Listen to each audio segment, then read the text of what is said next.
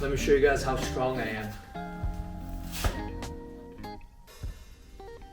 Can your car do that? My car's light. I can literally pick it up. Alright guys, so we begin with unpacking the angle kit.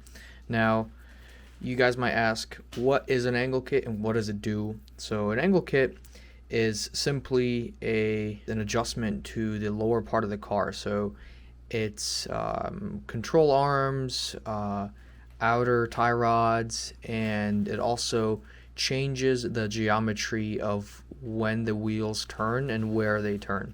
So the benefit of this is when you're sideways drifting, obviously you would get more angle, and it actually holds the drift better, and it corrects your steering a lot better when you're sideways. This is often beneficial in drifting, and so people opt in for an angle kit, or they extend their lower control arms and shorten their outer tie rods. Here is a picture of kind of how a car looks when it's sideways, and you guys can see that it's got a lot of angle on it, and it helps it maintain a drift the whole time. Got the angle kit laid out for us. You can see here, this is like the lower control arm. It does extend it out more, so the bottom of the wheel will get pushed out. That's the track width. And then to accommodate for the steering, they extend the tie rod end, which this connects to your rack and pinion. So that way, when you extend the lower part, you also extend the higher part of the wheel to push the track width out and then add negative camber. Therefore, that gives you more angle. And just to demonstrate here for you guys, I'll steer the car all the way to the left, and I'll show you how much stock angle we have, and we'll compare that when I go ahead and install the angle kit to see how much angle we gained.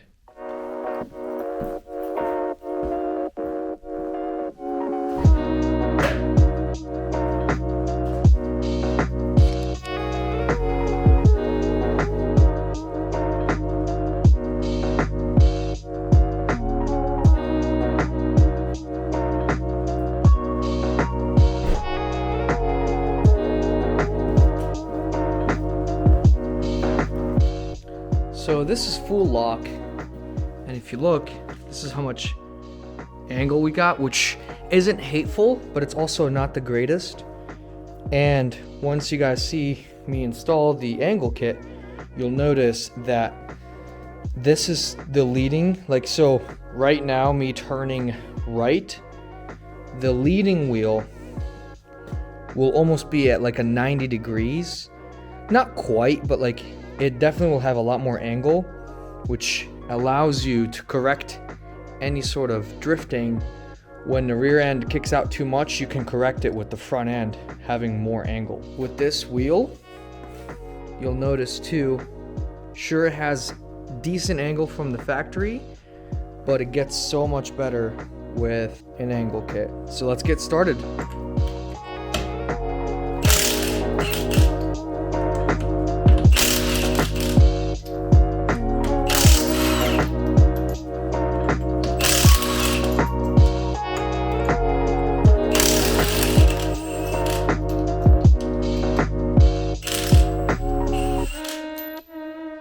You'll notice I put the gray wheels back on temporarily, just because I knew I was going to do the angle kit and I needed to take them off. So I'll be putting them on after I install the angle kit. I like to thread these back on so I don't lose them. Alright, so first step, you got to get the tie rod, outer tie rod, out of the knuckle.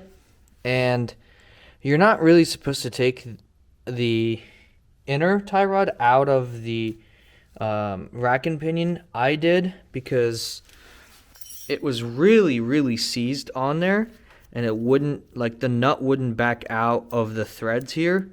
So I just took the whole thing off, and I'm just gonna get a new inner tie rod end because it's just a pain in the ass. Also, I had to cut this out. You can see the nut right here. Had to cut this out because it was stuck on there too, so I'm like, the hell with it. I'm just going to replace the whole thing. To show you on the other side, don't mind all of the grossness down here. It's a BMW, they all leak.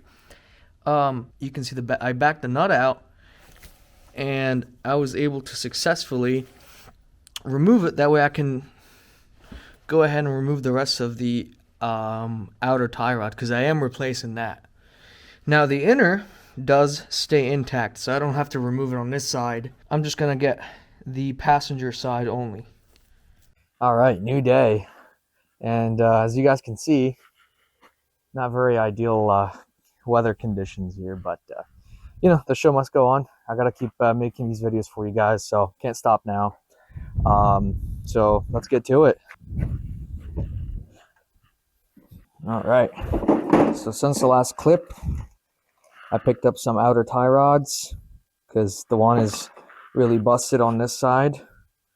I also got this ball joint removal kit. It makes it very easy to remove the lower ball joint off the knuckle. So let's get set up and let's get warm and start wrenching.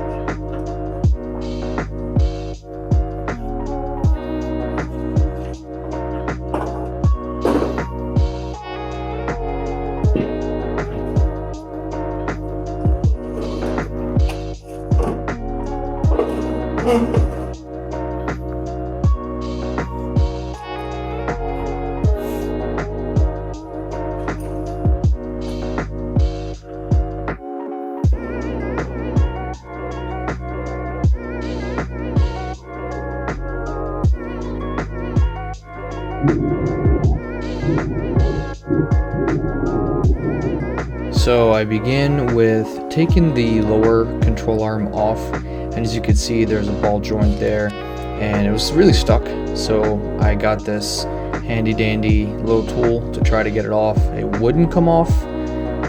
I tried and tried and tried, and so I got this fork. It's essentially a fork that wedges itself in there, and then I just hammer down on it, as you guys can see, and then it eventually just pops out when I hammer enough, and that's what happened. Same thing on this side. for this one here, it was the outer tie rod. I just kept hammering, pry tool, and it actually finally came out. You can see it takes a lot of hammering, but eventually it'll come off. Then I twisted the outer tie rod out.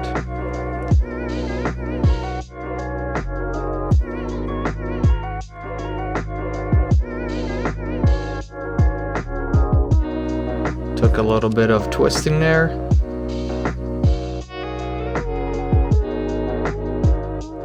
But it finally came out. Then I moved to the lower control arms. I take the one side out. Then I move to the next side, remove both bolts.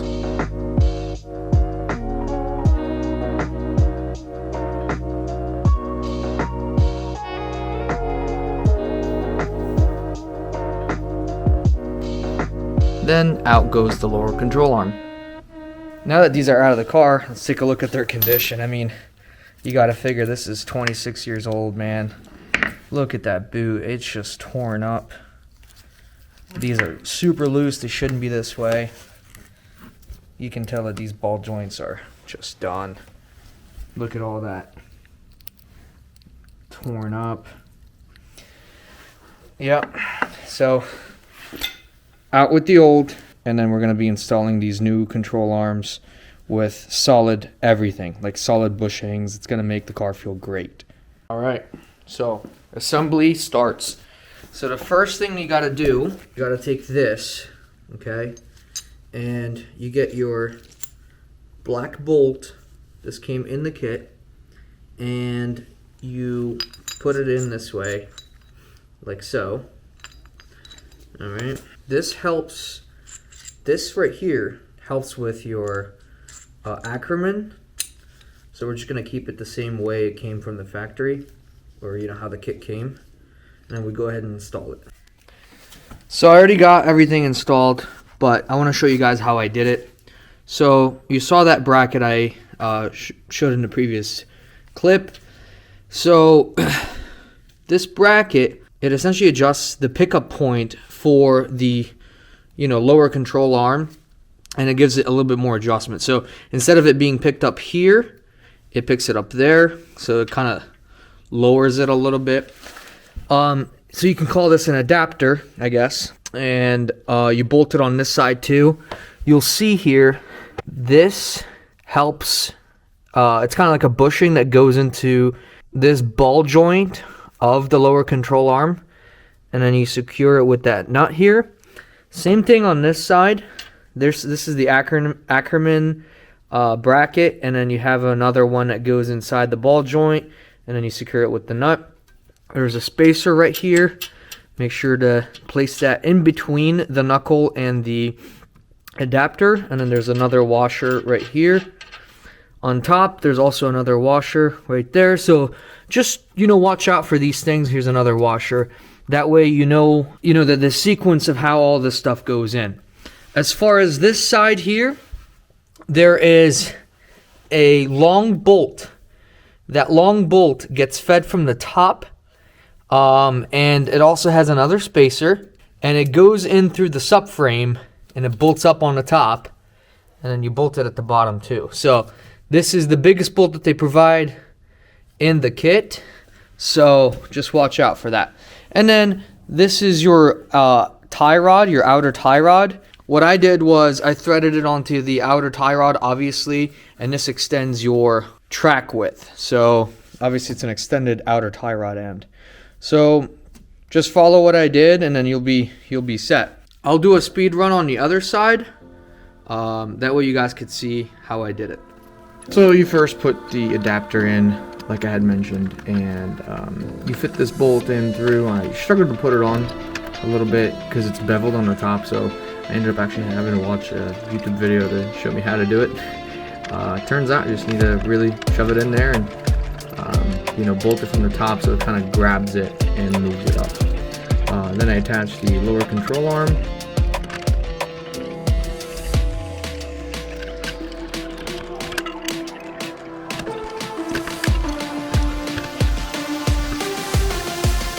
Secure it with the nut.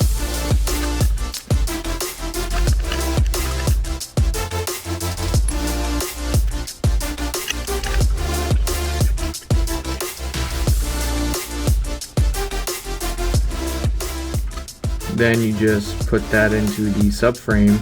It doesn't like to go in there unless you hammer it down. So what I first did was just drive that nut in there, and then grab the hammer, lift it up, and then secure it on top as well. Then I just started threading the nuts in.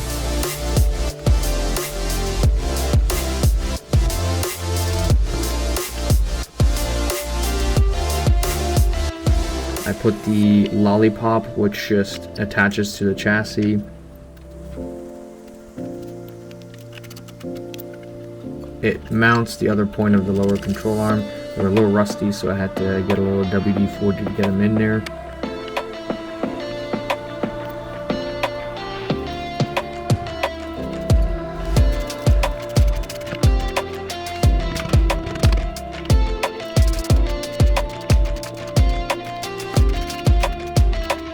Secure them tight. Then move on to the outer tie rod. You first thread it into the inner, and then you take the mounting point to the knuckle off. It helps you with threading this and making it even between both the threads on the inner tie rod and also the knuckle. So that way it's even, and then you get a good alignment for when you do get the car aligned. So you mount it up, and then you get it close to the tie rod, and then you thread until it's finally in there secure. And then tighten it with the locking nut. All right, finally got done with the angle kit, and let me show you guys how it looks. All right, so you can kind of see it's not as aggressive of camber as like my E46 has, but you could definitely see it. It's definitely got a good stance to it. You'll see, you know, it's cambered out. I tried to eyeball align it for now. I'm definitely gonna go to an alignment rack to get you know, perfect alignment, because obviously I can't do it by the naked eye, but looks good for now. Let's see how it looks when it's in full angle.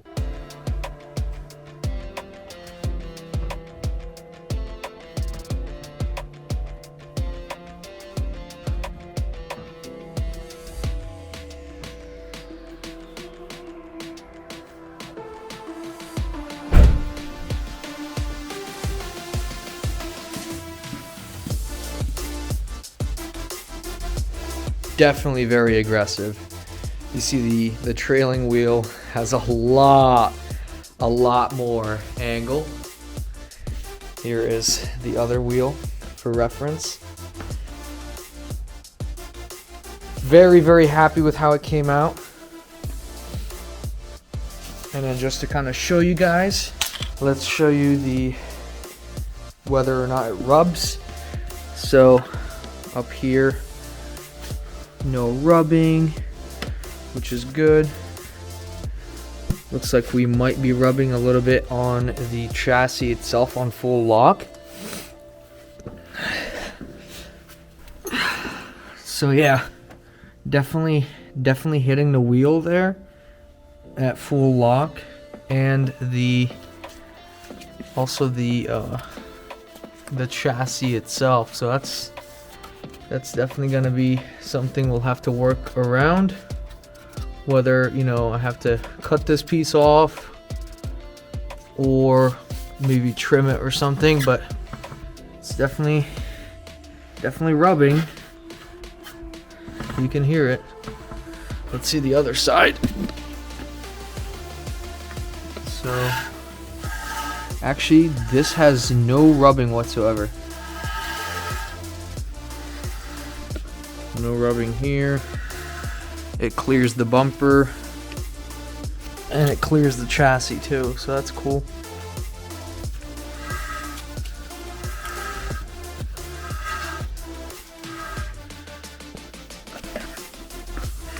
Yeah, I'm definitely happy with how it came out. I'm gonna spin the wheel the other way around and see how it looks.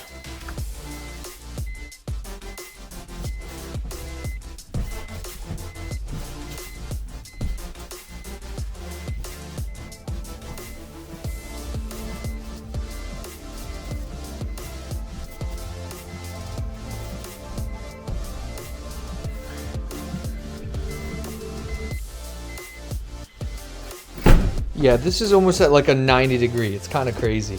Great angle. Definitely can tell that it's rubbing a little bit here. Let's see. Yeah. Rubbing just a little bit on the control arm. But yeah, definitely happy with it. You know, a few kinks gotta get worked out, but can't complain. And I also spent a fraction of what I spent on the E46 with this angle kit. I spent like $500 on this angle kit versus the E36. It was like, honestly, like $2,300 or something crazy. So very happy with it. I hope you guys like it too. Let me know down in the comments what you guys think. And yeah, we'll keep working on it.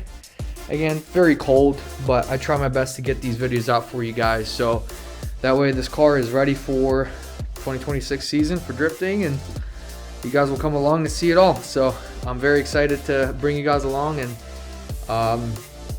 see you guys in the next one. Peace.